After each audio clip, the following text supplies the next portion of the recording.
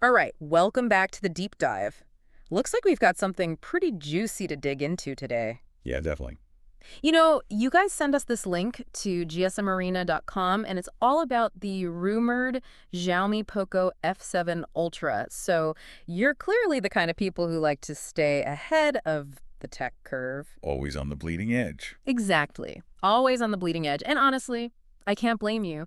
These early glimpses into potential flagship phones, they're like little windows into the future of mobile. Totally. So today, we're going to cut through all the tech jargon, try to pull out those aha moments and see what this phone might be all about. Because ultimately, we want to figure out if this thing might actually be worth the hype, right?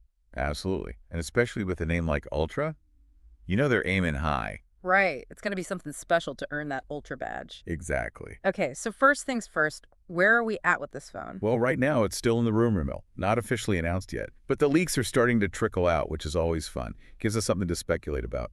Totally. So we're dealing with potential specs here. What do we know about the actual feel of the phone? Like if you were to hold it in your hand. Okay, so size-wise, Yeah. it's rumored to be about 8.4 millimeters thick. Okay, 8.4 millimeters, so not super thin. Not the thinnest, no. Yeah. And weight-wise, we're looking at maybe 212 grams. Okay. Or potentially 217. So kind of in that range, which, gives you a sense of something that feels pretty solid in your hand, maybe a bit on the heavier side. Right, premium, not like a flimsy little thing. Exactly. And dual SIM support is mentioned too, which is always a plus for people who need to juggle multiple numbers. Yeah, work and personal, international travel, you name it. Very practical. And of course, something that's always a big question mark, especially if you're, someone who's a little bit clumsy like me, Uh-oh. is the durability. So what do we know about that? Well, the leaks suggest an IP68 rating. Okay, IP68. Which basically means it's dust tight and can handle being submerged in water. Specifically, they're saying up to 2.5 meters for 30 minutes. Wow, that's pretty impressive. Yeah, it's more than just a quick splash. It's like you could accidentally drop it in the pool and, fish it out, and it should be okay. That's a big sigh of relief for a lot of people, I think. Definitely. I mean, it's almost expected at this level, but still, good to see. Yeah. All right, let's talk about the screen because, let's be honest, that's where we spend most of our time. Right. It's the window to the world, so to speak. Exactly. So what are we looking at here? Well, it seems like a pretty impressive setup. They're talking about a large 6.67-inch OLED display. Okay, so 6.67 inches, that's already pretty big. It is. And the resolution is 1440 by 3200 pixels. Oh, wow. Yeah, it's high res. And with a 20.9 aspect ratio, you're getting that nice kind of elongated screen, which is great for watching videos. Right, that cinematic feel. Exactly. Right. And then the pixel density is somewhere around 526 ppi. 526 ppi. Now, for folks who might not be familiar with that term, can you explain what ppi means? Yeah, of course. PPI stands for pixels per inch. Basically, it tells you how sharp the display is. Yeah. And over 500, that's incredibly sharp. So everything's going to look super crisp? Super crisp. Yeah. Text is going to be smooth. Images are going to be detailed. It's a really high-quality visual experience. I'm already sold. And I'm guessing it gets even better from there. It does. They're saying this display can support up to 68 billion colors. 68 billion. Billion with a B. Plus, it's got a 120 hertz refresh rate, which makes everything feel really smooth and responsive. Oh, yeah. And it supports both Dolby Vision and HDR10 plus PIA. Okay, so break that down for us. What does all that mean in terms of, like, the actual viewing experience? Okay, so Dolby Vision and HDR10 plus PS, they're basically standards for high dynamic range content. It means you get a much wider range of brightness and contrast. So darker darks, brighter brights. Exactly. And more detail overall, especially when you're watching movies and shows that support these formats. Okay, so it sounds like they're really going all out on this display. They are. And there's one more thing that's really impressive, the brightness levels. Oh, yeah. Brightness is key. Especially if you use your phone outside a lot. I do. So this one is rumored to hit 1800 nits in high brightness mode. Okay. And peak at a whopping 3200 nits. So even in direct sunlight, you should be able to see everything perfectly. You should, yeah. That's the idea. Awesome. And then last thing about the display, what about those bezels? Are they going to be noticeable? Well, from what we know, the screen-to-body ratio is supposed to be around 89.3%. Okay, so pretty minimal bezels then. Pretty minimal, yeah. So basically almost the entire front of the phone is screen. Okay. I'm liking what I'm hearing so far. But let's talk about the brains of the operation. What's powering this beast? All right, so software-wise, we're expecting Android 15 with Xiaomi's HyperOS 2, Oh, so the latest and greatest. straight out of the box. Mm. And for the chipset, it's rumored to be the Qualcomm Snapdragon 8 Elite. The 8 Elite. Okay, so that's top of the line, right? Oh, yeah. This is Qualcomm's flagship chip, and it's built on a 3-nanometer process, which is pretty cutting edge. 3 nanometer. Now, that doesn't sound like a huge difference, but in the world of processors, is that significant? It's very significant. Basically, the smaller the process node, the more transistors they can pack into the chip, which generally means better performance and better power efficiency. Okay, so it's not just about speed, it's about how efficiently it uses that power. Exactly. So what about the actual configuration of the CPU? Like how many cores? What are the speeds? Okay, so it looks like it's an octa-core CPU with 2 high-performance cores clocked at 4.32 gigahertz, Okay. and then 6 efficiency cores at 3.53 gigahertz. Plus, it's got the Adreno 830 GPU. Okay, now the GPU, that's all about graphics, right? Right, so for gaming, for video editing, for anything that's visually intensive, the GPU is what handles that.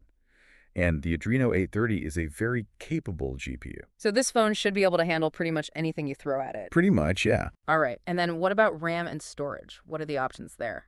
So it seems like there are a few different configurations. Okay. We've got 256 GB of storage with 12 GB of RAM, Okay. 0.512 GB with either 12 or 16 GB of RAM, and even a 1 TB option with 16 GB of RAM. Wow, 1 terabyte. That's a lot of storage. It is. It is. No mention of a microSD card slot, though, so you got to pick your storage option wisely. Right.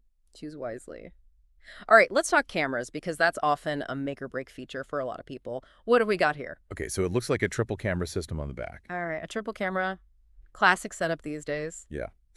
So the main sensor is a 50 megapixel wide lens 50 megapixels. with an aperture of f1.6. Right. And it's got a pretty large sensor size, 11.55 inches. So what does that mean in terms of image quality? Well, a larger sensor generally means better low light performance. Okay. It can capture more light, so your images are going to be brighter and have less noise, even in dim conditions. Gotcha. And it's got optical image stabilization, or OIS, which helps to reduce blur from shaky hands. That's always a good thing. Always.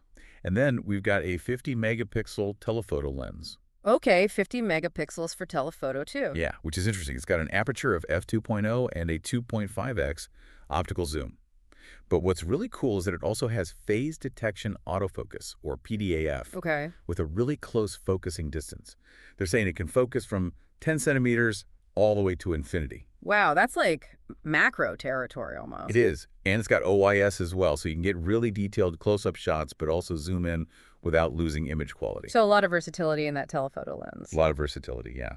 And finally, we've got a 32 megapixel ultra-wide camera Okay. with an f2.2 aperture and a 120-degree field of view. So classic ultra wide for those expansive landscape shots. Exactly. Okay, what else do we know about the camera setup? Well, it mentions a color spectrum sensor, an LED flash, HDR, panorama mode. Okay. So kind of the standard features you'd expect. Right. And what about video? Oh, video's pretty impressive. They're saying it can record up to 8K resolution at 24 frames per second. 8K. That's a lot of K. It is. And then you've got your various 4K and 1080p options with different frame rates, including some slow motion modes up to 1920 frames per second, Wow. and gyro ES to keep things nice and steady. So for video enthusiasts, this phone looks pretty promising. It does. All right, let's move on to the front-facing camera, the selfie cam. What do we got there? So it looks like a 20 megapixel wide lens with HDR. Okay.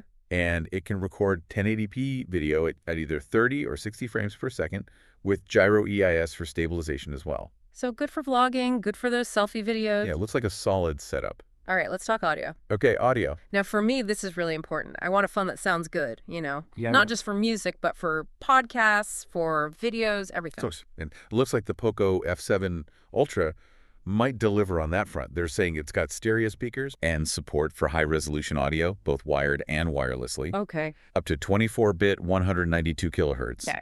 Plus, it supports Snapdragon sound. Okay. Now, high-resolution audio, Snapdragon sound, those are kind of audiophile terms. They are. Basically, it means you can get really high-quality audio playback if you have the right headphones and the right files. Okay. So for people who care about sound quality, this phone seems like it's checking all the right boxes. It does. Is there a headphone jack, though? because that's always a deal breaker for some Yeah, people. there's no mention of a headphone jack in the specs. Okay, so potentially not. Yeah, it's a trend we're seeing with more and more flagship phones these days. They're pushing towards wireless audio. All right, connectivity. What do we know about that? It looks like a pretty future-proof setup here. They're saying it's going to have Wi-Fi 7, Bluetooth 6.0, Okay. and support for a bunch of different audio codecs like aptX HD, aptX Adaptive, aptX Lossless, LHDC5. So basically all the latest and greatest for wireless connectivity and audio streaming. All right, so that's Wi-Fi, Bluetooth.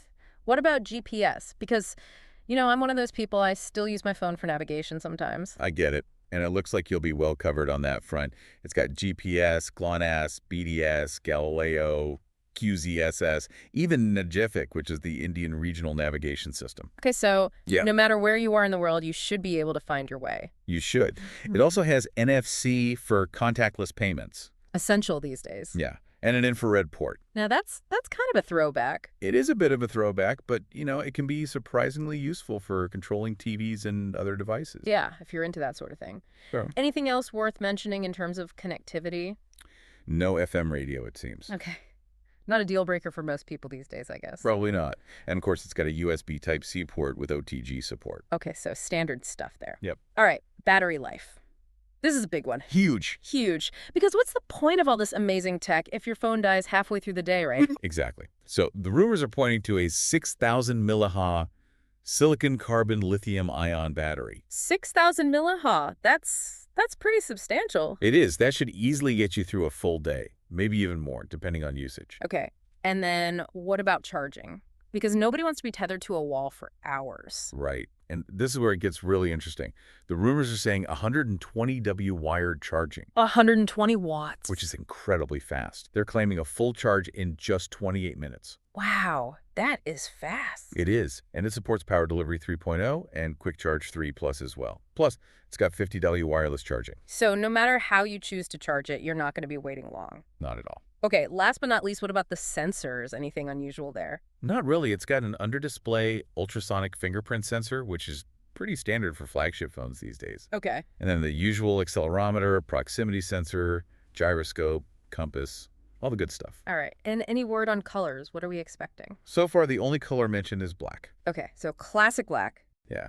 But yeah, they'll probably release other colors as well. Yeah, that's pretty typical. All right, so before we wrap up, I wanted to get a quick sense of what people are saying online about this phone. I took a quick peek at the GS Marina page where, they posted these rumored specs. Right.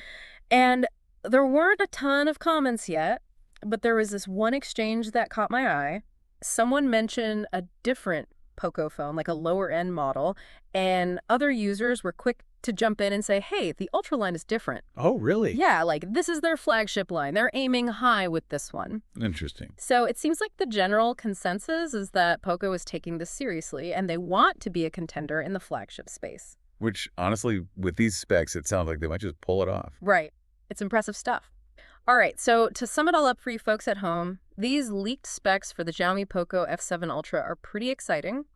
We're potentially looking at a phone with top-of-the-line performance, a stunning display, a versatile camera system, incredibly fast charging, and a large battery. It's kicking a lot of the boxes. It is. And, for you, our listener, who clearly likes to stay ahead of the game, these early details are like a glimpse into the future. Yeah. They give you a chance to start thinking about what you might want in your next phone. Exactly. Yeah. Because the way technology moves these days, it's always good to be prepared. Absolutely. So here's something to consider.